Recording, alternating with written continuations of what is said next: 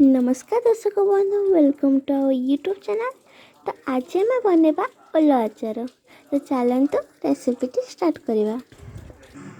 तो ओलो आचार बनवाई आवश्यक सामग्री गुड़िक है। तो फार्स्टली आमको दरकार उलो वा केतेक लोक कहते अलुआ बोली, अदा, कंचा लंका, हलदी, पंचफुटन को आम हाल्का टिके भाजी देलु, आ तेंतुली।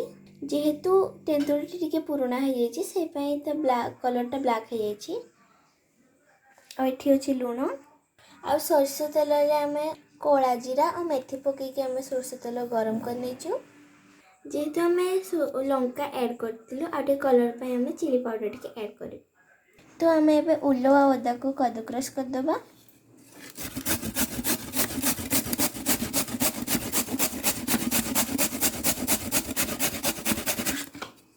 एबे अदा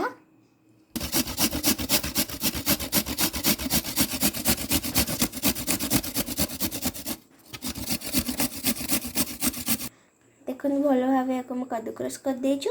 आ जदि आपण मैंने कदुक्रश करें तेबे आपण ग्राइंडिंग भी करदे पारे।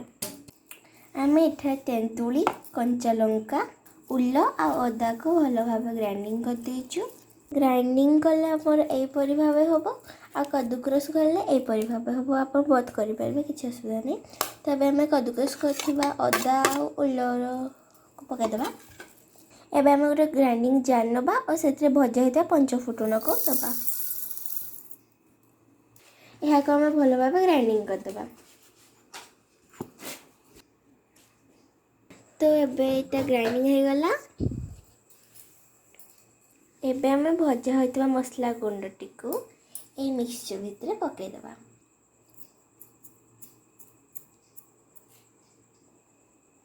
तापर आम दबा चिली पाउडर आपण राग अनुसार आपन देबे। एबे आम दबा हल्दी पाउडर। यही भाव आम एटा को मिक्स करदबा। एबे आम दबा स्वाद अनुसार लुण।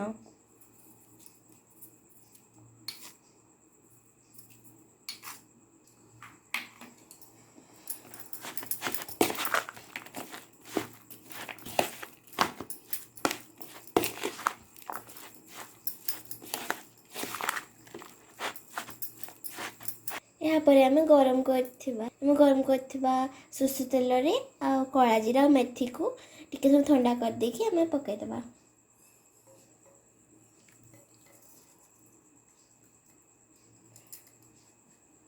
यापर आम मिक्स करवा।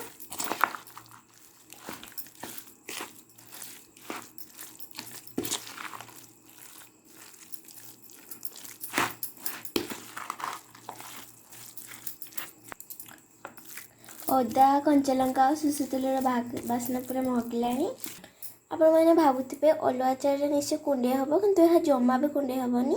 यहाँ को आप गोटे बोतल स्टोर कर देकी 3-4 दिन आप खरारे सुखेदेवे आ जमा भी कुंडे हेनी।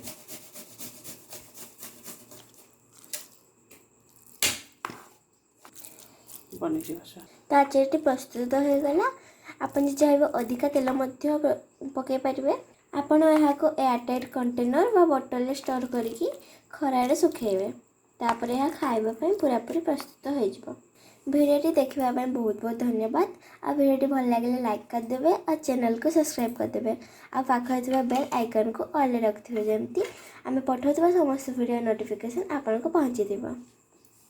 जदि आपण मैंने अलुआ आचार आगे ट्राए कर तेज निश्चय कमेंट जनइबे। आज ट्राए करना निश्चय ए रेसिपी को करेंगे।